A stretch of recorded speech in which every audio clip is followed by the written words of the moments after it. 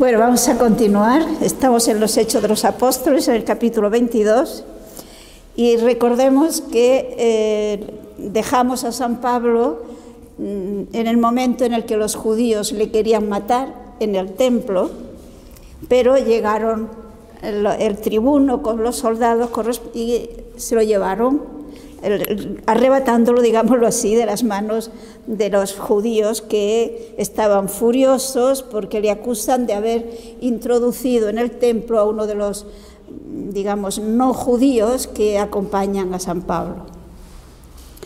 Y acordémonos que en un momento dado San Pablo le pide al procurador que si le permite hablar al pueblo, y él le ha estado contando su conversión, todo su proceso de perseguidor a predicador del Evangelio. Y lo último, para que podamos enseguida entrar en lo que vamos a ver ahora, es que él explica, contando su conversión, termina diciendo que Jesús se le apareció en el templo de Jerusalén cuando él estaba orando y le dijo que se fuera de Jerusalén porque dice: yo quiero enviarte a naciones lejanas.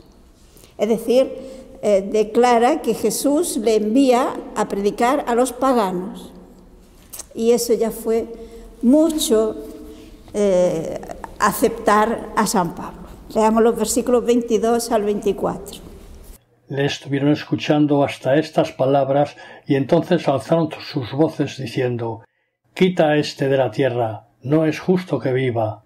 Vociferaban, agitaban sus vestidos y arrojaban polvo al aire. El tribuno mandó llevarlo dentro del cuartel y dijo que lo sometieran a azotes para averiguar por qué motivo gritaban así contra él. Bueno, podemos ponernos en el lugar de este pobre romano, ¿no? No puede entender a qué se debe tanta furia, tanto enfado por parte de los judíos, porque en el momento que San Pablo ha dicho que él ha sido enviado para predicar el Evangelio a los paganos, teniendo en cuenta que allí había judíos que venían de Éfeso y de aquellos otros lugares donde Pablo ha predicado, y donde precisamente lo que no pueden soportar es que según Pablo, ante Dios ya no haya diferencia entre paganos y judíos, y que lo importante es la fe en Cristo, y por lo tanto ya, así como los judíos siempre pues habían hecho proselitismo y han intentado lograr la conversión de paganos, pero aun cuando un pagano se hiciera judío de religión, se circuncidara, etcétera, y guardara la ley, lo consideraban de segunda categoría. Entonces, repito, hasta aquí han estado escuchando a San Pablo, pero esto ya no lo soportan. Y por lo tanto, piden a gritos, fijémonos que es un auténtico tumulto, le piden al procurador que Pablo no merece vivir, que lo mate. Y están tan furiosos que dice que levantan sus capas y tiran polvo al aire. Claro, ¿qué tenía que pensar el procurador romano? Pues que este hombre debe ser un criminal, algo grave ha hecho para que estén tan enfadados contra él, pero no sabe a qué se debe. Entonces, pues se le ocurre lo que es por lo visto bastante frecuente, ¿no? Torturarle para que diga la verdad, porque no sabe a qué se debe. Y por consiguiente le dan la orden el tribuno de que lo lleven al cuartel y de que lo azote para que diga qué pasa, porque están tan en contra de él que quieren matarle. Él tiene que pensar algo muy grave ha tenido que hacer. Continuemos desde el versículo 25 al 29. Cuando le tenían estirado con las cadenas, dijo Pablo al centurión que estaba allí: ¿Os es lícito azotar a un ciudadano romano sin haberlo juzgado? Al oír esto, el centurión fue donde el tribuno y le dijo: ¿Qué vas a hacer? Este hombre es ciudadano romano. Acudió el tribuno y le preguntó: Dime, ¿eres ciudadano romano? Sí, respondió. Yo, dijo el tribuno, conseguí esta ciudadanía por una fuerte suma. Pues yo, contestó Pablo, la tengo por nacimiento. Al momento se retiraron los que iban a darle tormento. El tribuno temió al darse cuenta que la había encadenado siendo ciudadano romano. O sea, aquí vemos el resorte al que acude San Pablo para defenderse. Si se acuerdan, ya en otra ocasión le habían azotado y cuando él alegó su ciudadanía romana, pues le pidieron mil disculpas. Es decir, recordemos que según la legislación romana, estaba totalmente prohibido atormentar a un ciudadano romano para conseguir que confiese lo que iban a hacer aquí y sobre todo totalmente prohibido azotarle. Entonces San Pablo alega su condición de ciudadano romano. Evidentemente el centurión, pues claro, se trata de una cosa muy seria porque atormentar a un ciudadano romano en estas circunstancias podía haberle costado muy caro al tribuno. Y el tribuno, fijémonos que acude rápido. Y es curioso que se extraña de que Pablo sea ciudadano romano, porque dice, a mí me ha costado una suma importante de dinero. Pero San Pablo dice que no, que él ya nació, es decir, que ya su padre era ciudadano romano. ¿Con esto qué ha conseguido San Pablo? Pues ha conseguido que el tribuno se sienta obligado a proteger la vida de San Pablo. Es decir, él ve que confesando, manifestando su condición de ciudadano romano, tendrá de su parte a los romanos contra los judíos, porque en este momento de quien tiene que protegerse, de quien tiene que defenderse es de los judíos, no de los romanos. Finalmente morirá mártir en manos de los romanos, pero en este momento no. Quizá nos podríamos haber preguntar y no habría sido más perfecto que soportase los azotes por amor a Jesucristo. Fijémonos que en otra ocasión, en otra ocasión San Pablo había sido azotado. Pero vemos en San Pablo un gran equilibrio. Y en esta ocasión él comprende que es voluntad de Dios que procure por medios naturales, por medios legales, digamos, vivir lo más posible, porque es voluntad de Dios que pueda seguir predicando. En el momento que comprendía que era voluntad de Dios que fuera a Jerusalén y soportara lo que vemos que está soportando, él lo aceptó.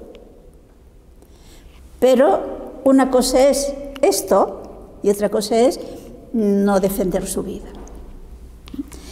Por consiguiente, tenemos ahora a Pablo, que ya lo han retirado de la columna donde lo habían atado para azotarlo, y el tribuno, repito, tiene que protegerle de los judíos, que ha visto evidentemente la furia que tienen contra él. Pero claro, fijémonos en qué situación realmente embarazosa se encuentra este hombre, porque se lo han entregado, es decir, lo ha tenido que coger viendo la situación digamos, la actitud violenta de los judíos contra él.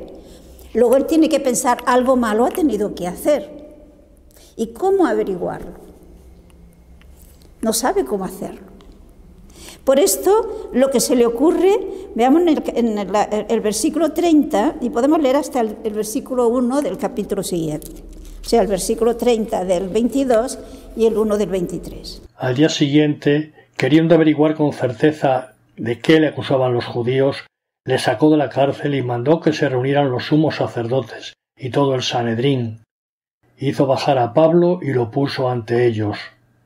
Pablo miró fijamente al Sanedrín y dijo: «Hermanos, yo me he portado con entera buena conciencia ante Dios hasta este día».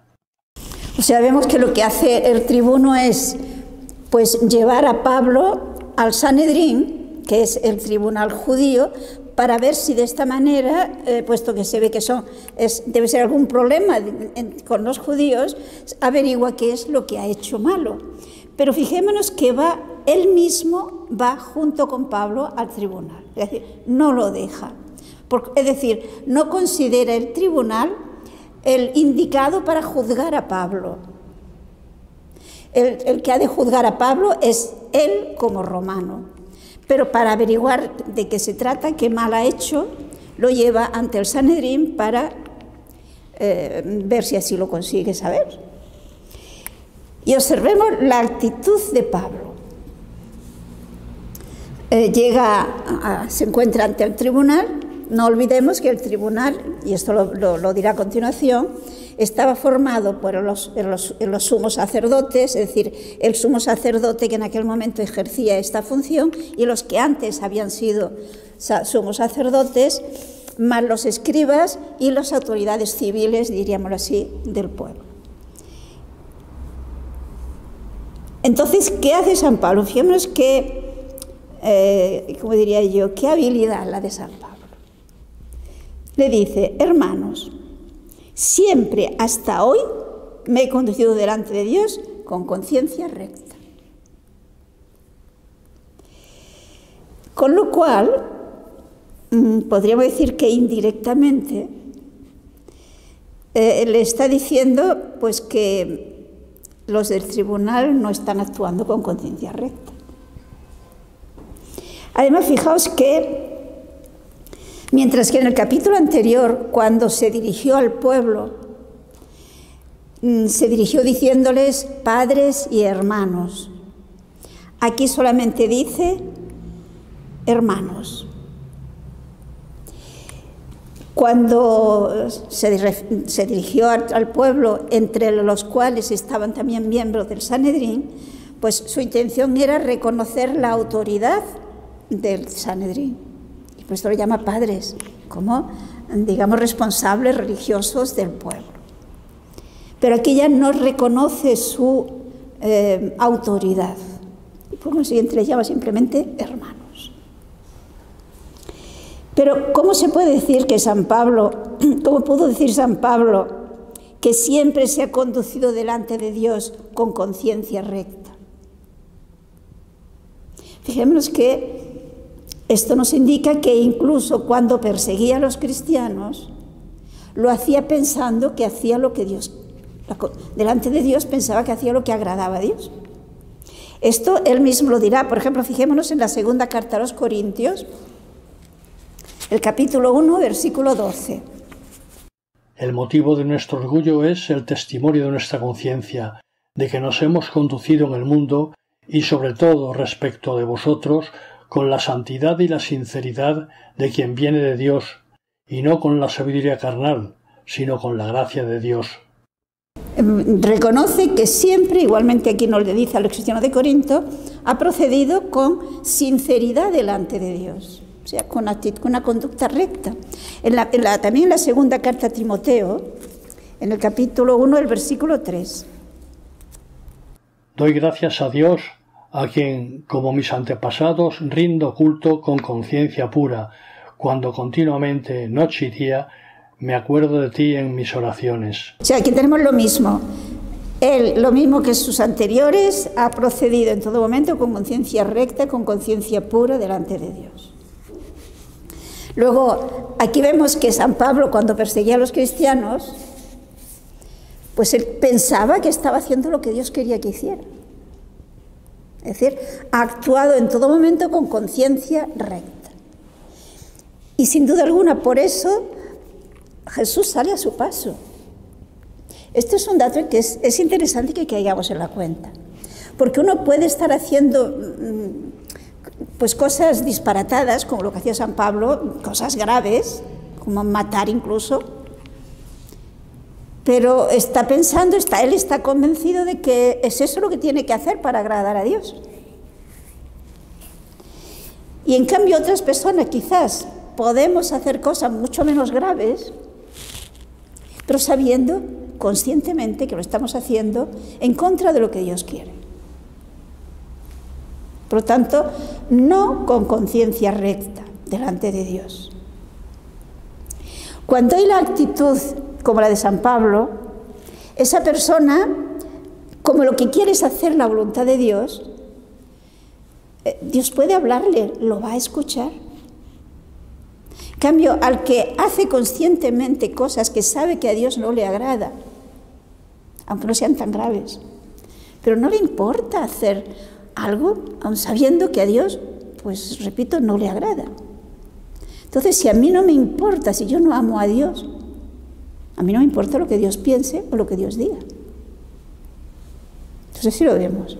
Y por lo tanto, esa falta de conciencia recta delante de Dios me incapacita a estar abierto a lo que Dios me quiera decir. Y me incapacita, por lo tanto, a avanzar en mi vida espiritual. Fijémonos que es un punto fundamental, el actuar siempre de acuerdo con mi conciencia tal como yo la veo delante de Dios. Ahora bien, esto lleva consigo que tengo la obligación de formar mi conciencia. No sé si lo vemos claro.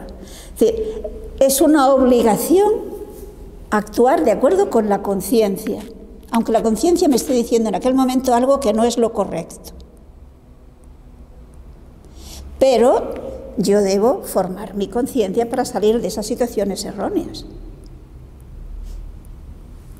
¿Y cómo he de formar mi conciencia? Pues de acuerdo con la palabra de Dios, de acuerdo con lo que Dios me dice a través de la Sagrada Escritura o a través de la Iglesia. La responsabilidad nuestra de formar la conciencia es muy importante. Y si estoy en un error, pero estoy en un error porque no hago nada por formarme, no hago nada por salir de mi error, porque me resulta más cómodo, por la razón que sea, entonces soy responsable porque yo no tengo interés en formarme. Pero claro, esta afirmación categórica de San Pablo, indirectamente, es una denuncia de aquel tribunal que tenía delante. Porque según Flavio Josefo, ya veremos que en el sumo sacerdote es Ananías, pues según Flavio Josefo, dice que Ananías era un hombre avaro, glotón, disoluto y cruel. Así lo retrata Flavio Josefo. Y este es el sumo sacerdote que está allí para juzgar a San Pablo. Por lo tanto, con recta conciencia delante de Dios, no. Luego esa afirmación de San Pablo, sincera, era una acusación indirecta al sumo sacerdote. Por eso fijémonos en la reacción. El versículos 2 y 3. Pero el sumo sacerdote Ananías mandó a los que le asistían que le golpeasen en la boca. Entonces Pablo le dijo: Dios te golpeará a ti, pared blanqueada. Tú te sientas para juzgarme conforme a la ley y mandas, violando la ley, que me golpeen. Bueno, fijémonos aquí la reacción enteramente temperamental de un San Pablo. Porque ¿qué es lo que pasa? Pues que el sumo sacerdote entonces manda a los que están cerca que le den una bofetada en la boca. Y la manera de reaccionar de San Pablo le llama pared blanqueada. Tú te sientas aquí para juzgar según la ley y contra la ley me pegas. ¿No les parece un contraste entre esa actitud de Pablo y la actitud de Jesús en unas circunstancias semejantes? ¿Se acuerdan que también cuando a Jesús lo juzgan, en un momento dado también le mandan pegar, ¿no? O digamos, no le mandan pegar, sino que uno de los que están, de los soldados, pega a Jesús ante la respuesta que ha dado al sumo sacerdote. La respuesta de Jesús es, serena y razonada. La de San Pablo es espontánea, natural y violenta. Es decir, aquí vemos, y esto es interesante que nos demos cuenta, ¿se acuerdan aquello que Jesús dijo al joven rico cuando le dijo: Maestro bueno, ¿qué tengo que hacer para alcanzar la vida eterna? ¿Qué le dice Jesús? ¿Por qué me llamas bueno? Solo Dios es bueno. Pues aquí lo vemos. Solo Dios es realmente bueno. Los santos, incluso los más santos, tienen defectos. Y esto no nos tiene que extrañar. Solo Dios es perfecto. Una vida de santo en la que se diga que desde que nace hasta que muere todo lo hizo perfecto, pues no es una sincera vida de ese santo. ¿Por qué? Porque todos los santos, todas las personas, es decir, nadie nace santo. Los santos se hacen, digamos, con la ayuda de la gracia y el esfuerzo constante de la persona.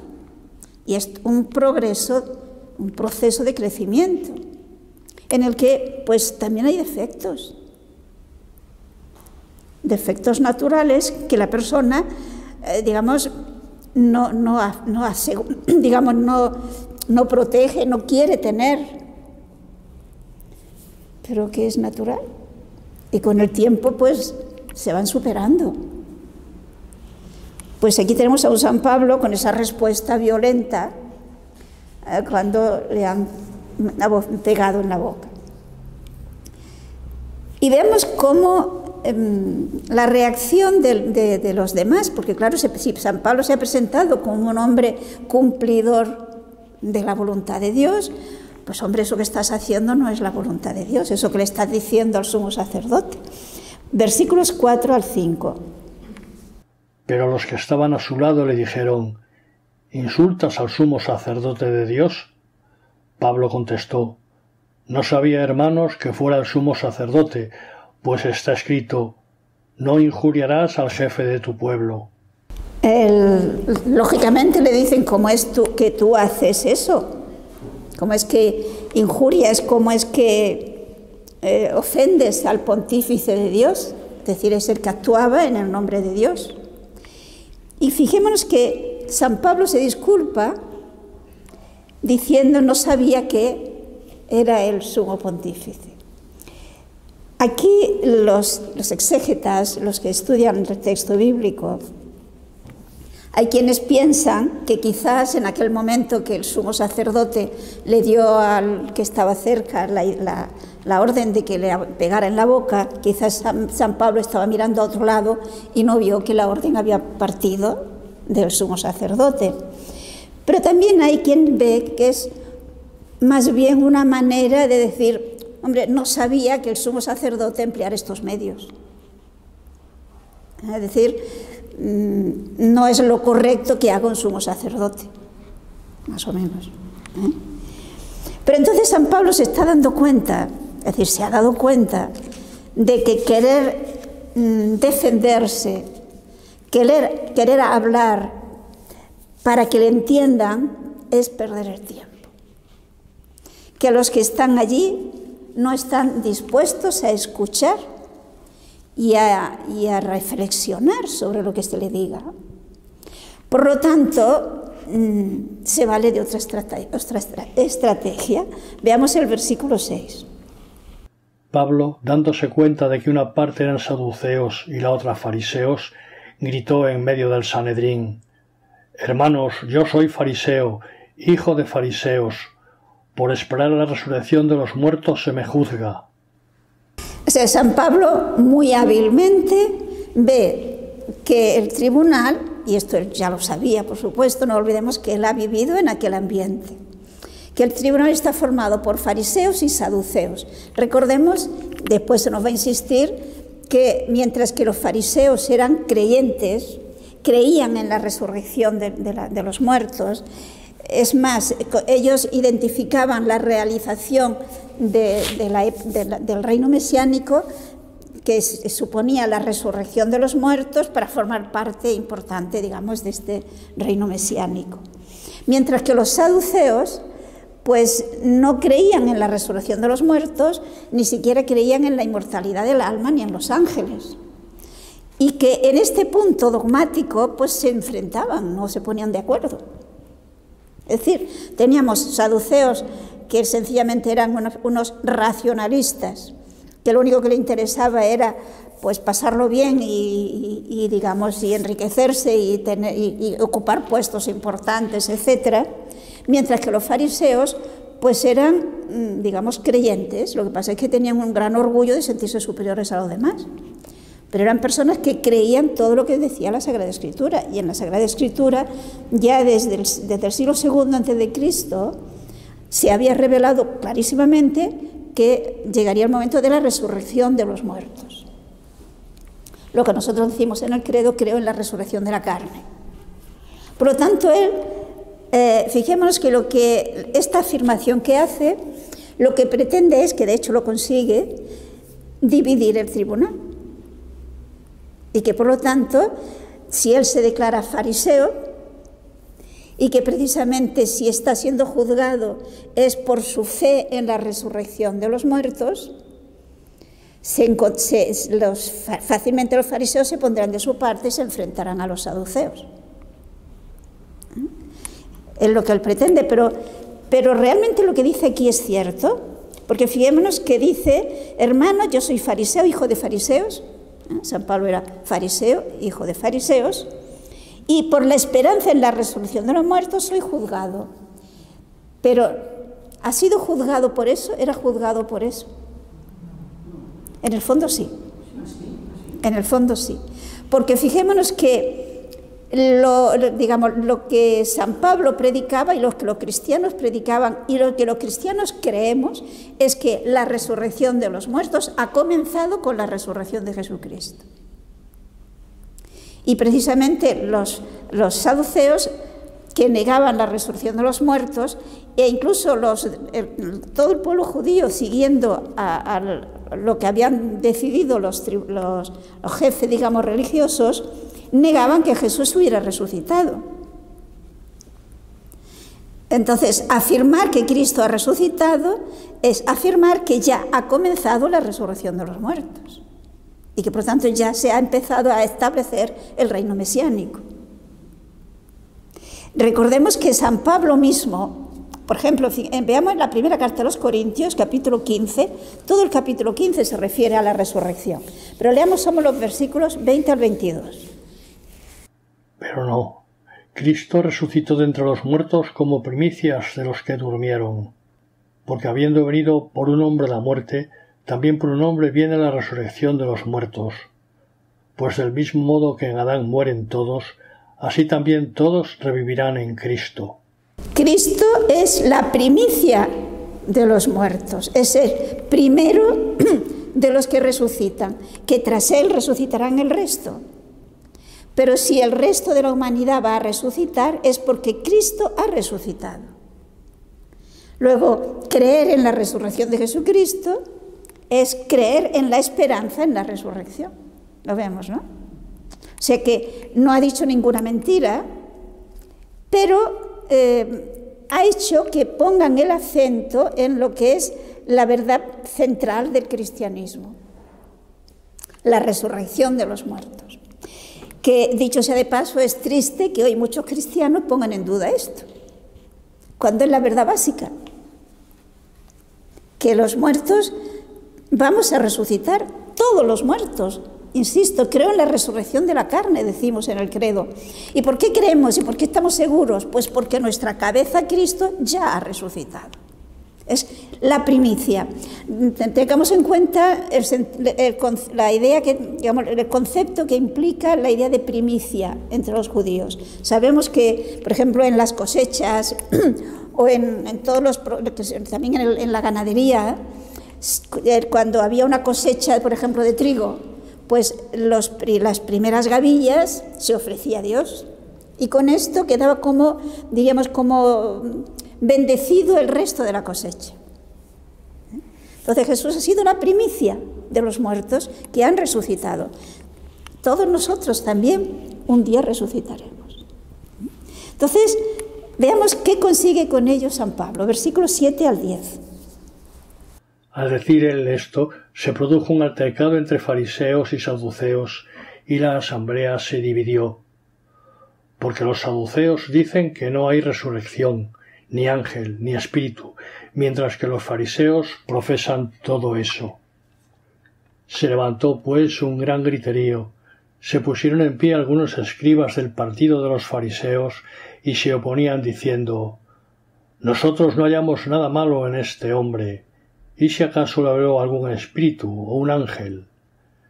Como el altercado iba creciendo, temió el tribuno que Pablo fuese despedazado por ellos, y mandó a la tropa que bajase, que le arrancasen de ellos y le llevasen al cuartel.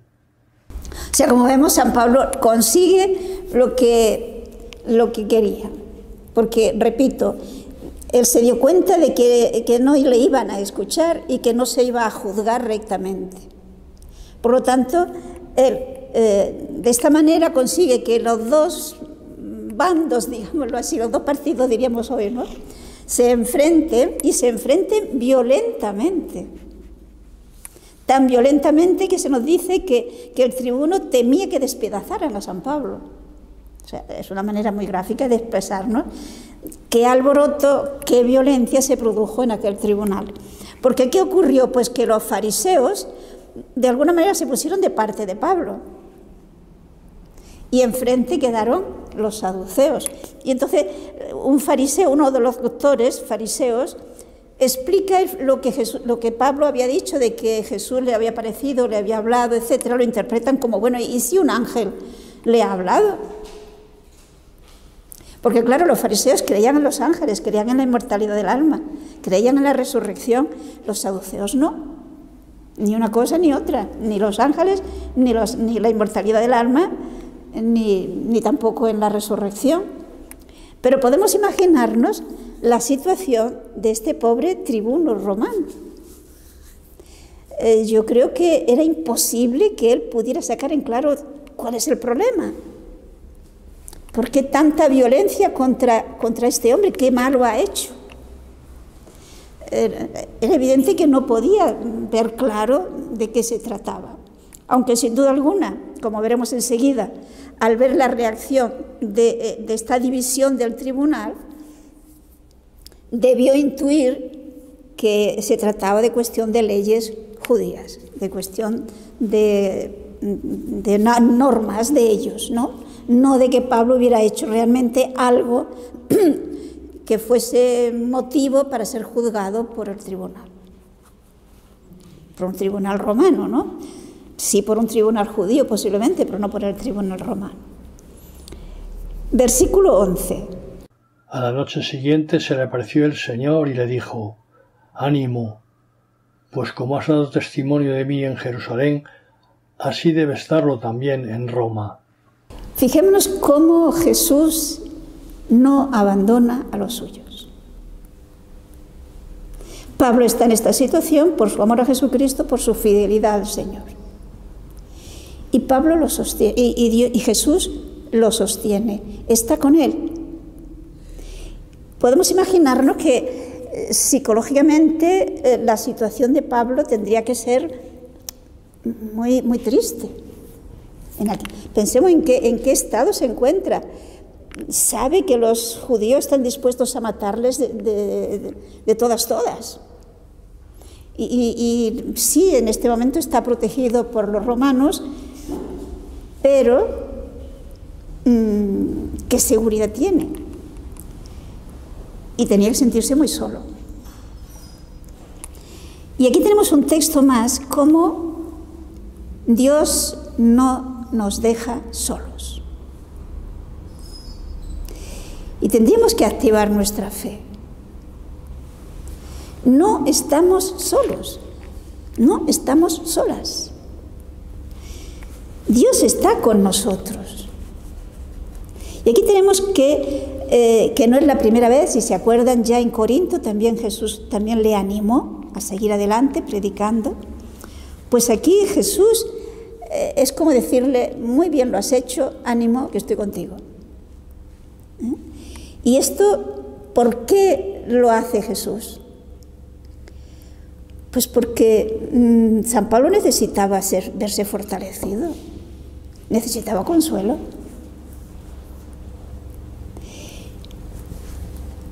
Fijémonos que aquí tenemos también la razón de ser de por qué el Señor a veces se nos manifiesta.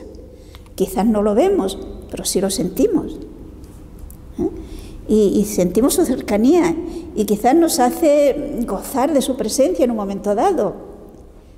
¿Y por qué? Pues porque quiere fortalecernos. Quiere animarnos a seguir adelante. Y por lo tanto, fijémonos qué le dice el Señor. Ten ánimo, ten ánimo. Lo mismo que has dado testimonio aquí en Jerusalén, lo darás en Roma. Si se acuerdan, San Pablo ya tenía proyectado ir a Roma. No sé si recuerdan. Leamos algunos textos. Por ejemplo, en la carta que escribe a los romanos, y recordemos que esta la había escrito ya antes de este acontecimiento. Leamos el capítulo 15, los versículos 22 al 24. Esa era la razón por la cual siempre me veía impedido de llegar hasta vosotros. Mas ahora, no teniendo ya campo de acción en estas regiones, y deseando vivamente desde hace años ir donde vosotros, cuando me dirija a España, pues espero veros al pasar, ser encaminado por vosotros más allá, después de haber disfrutado un poco de vuestra compañía. Por lo tanto, vemos que en la carta que escribe a los cristianos de Roma, les habla de su proyecto, de una vez que haya llevado la colecta a Jerusalén, él piensa ir a Roma para desde Roma venir a España. En el capítulo 19 también de los Hechos, fijémonos en el versículo 21. Después de estos sucesos, Pablo tomó la decisión de ir a Jerusalén pasando por Macedonia y Acaya, y decía, después de estar allí he de visitar también Roma. Envió a Macedonia a 2 de sus auxiliadores, Timoteo y Erasto, mientras él se quedaba algún tiempo en Asia. Por lo tanto, él tiene el proyecto de ir a Roma. Aquí, con estas palabras de Jesús, le confirman esa idea. Porque Jesús le dice, lo mismo que has dado testimonio aquí, lo vas a dar en Roma. Esto justifica también que veamos que más adelante apele al César para que le juzgue el tribunal de Roma. Y será una manera, él irá a Roma no como había pensado en principio, sino preso. Pero estas palabras de Jesús le confirman en su idea de ir a Roma. Bien, pero leamos los versículos 12 al 15. Estamos en el capítulo 23 de los Hechos de los Apóstoles. Al amanecer, los judíos se confabularon y se comprometieron bajo anatema a no comer ni beber hasta que hubieran matado a Pablo. Eran más de 40 los comprometidos en esta conjuración. Estos, pues, se presentaron a los sumos sacerdotes y a los ancianos y les dijeron: bajo anatema nos hemos comprometido a no probar cosa alguna hasta que no hayamos dado muerte a Pablo. Vosotros, por vuestra parte, de acuerdo con el Sanedrín, indicad al tribuno que os lo baje donde vosotros, como si quisierais examinar más a fondo su caso. Nosotros estamos dispuestos a matarle antes de que llegue.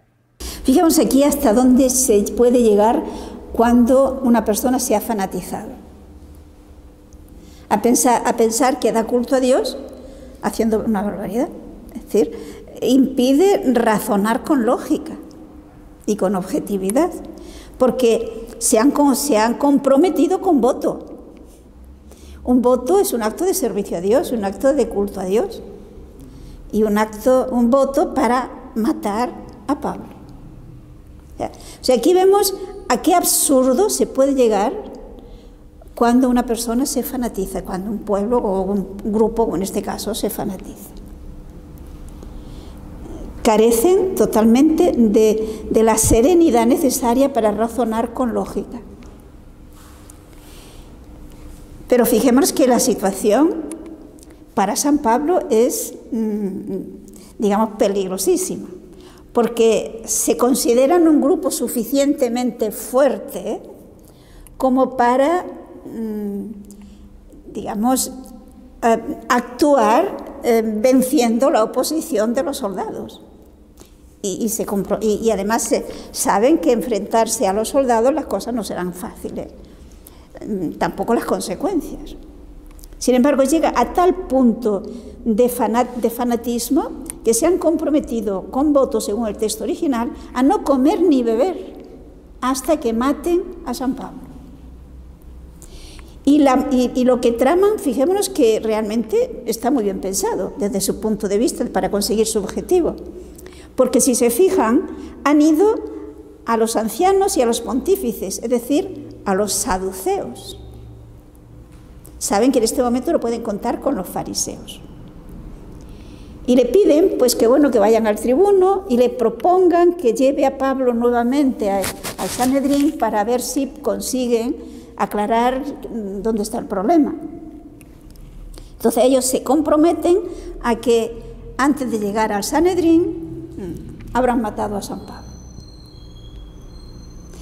Evidentemente, si el Sanedrín pide al tribuno que les lleve a Pablo, el tribuno no se puede oponer, porque oponerse es enfrentarse al pueblo judío y los romanos procuraban no enfrentarse,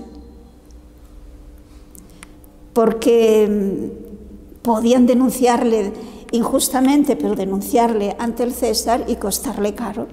Por lo tanto, procuraban estar bien con el Sanedrín. Pero fijemos cómo actúa la providencia. Sigamos leyendo los versículos 16 al 22. El hijo de la hermana de Pablo se enteró de la celada, se presentó en el cuartel, entró y se lo contó a Pablo. Pablo llamó a uno de los centuriones y le dijo: «Lleva a este joven donde el tribuno, pues tiene algo que contarle». Él lo tomó y presentó al tribuno diciéndole: «Pablo, el preso, me llamó y me rogó que te trajese a este joven que tiene algo que decirte». El tribuno le tomó de la mano y le preguntó: «¿Qué es lo que tienes que contarme?». «Los judíos», contestó, «se han concentrado para pedirte que mañana bajes a Pablo al Sanedrín con el pretexto de hacer una indagación más a fondo sobre él. Pero tú no le hagas caso, pues le preparan una celada, más de 40 hombres de entre ellos que se han comprometido bajo anatema a no comer ni beber hasta haberle dado muerte, y ahora están preparados, esperando tu asentimiento». El tribuno despidió al muchacho dándole esta recomendación: «No digas a nadie que me has denunciado estas cosas». Fijemos cómo actúa la providencia. Es el único texto en el que se conoce a alguien de la familia de San Pablo. O sea, aquí hay un sobrino, no sabemos si es que su hermana vivía en Jerusalén. En este caso seguramente San Pablo se habría hospedado en su casa, o si es que habían venido por otro motivo. Es decir, no sabemos más de este sobrino de San Pablo. Pero fijémonos cómo actúa la providencia, cómo es que este joven supo lo que habían acordado. No lo sabemos. Pero sí que se ve evidente que aquí ha actuado la providencia. Y así actúa Dios, aparentemente sin que pase nada extraordinario. De una manera aparentemente natural. Pero, lógicamente, este joven pues habla con su tío y le explica lo que ha pasado. Y fijémonos en la delicadeza, digamos, la actitud de San Pablo. No comenta nada, sencillamente le dice: habla con el tribuno, explícaselo al tribuno. Y vemos que el tribuno cree a este joven. Lo cree, ha visto la agresividad que tienen hacia él. Y por lo tanto comprende que la situación de Pablo es peligrosísima, porque más de 40 hombres preparados con esa furia, con ese fanatismo, habiendo hecho voto de no comer ni beber hasta matarle, están dispuestos a todo. Por lo tanto, el tribuno no pone en duda la veracidad de los hechos, pero actúa con una gran prudencia. ¿Qué es lo que le dice a este joven? No le digas a nadie que has hablado conmigo. Claro, ¿por qué? Pues porque él, repito, no puede oponerse al tribunal. Es decir, sí puede, pero sabe que es complicado oponerse al tribunal. Por lo tanto, habiéndolo sabido a tiempo, veremos que el tribuno hará los trámites convenientes para que al día siguiente, cuando le vengan a pedir que le lleven a Pablo, Pablo ya no esté en Jerusalén. Ha actuado oportunamente la providencia a través de este joven y de esta manera se va a salvar de momento la vida de San Pablo. Como que lo que viene ahora es más largo y nos llevaría más tiempo, nos vamos a quedar aquí. Y el próximo día seguiremos, si Dios quiere, ¿no?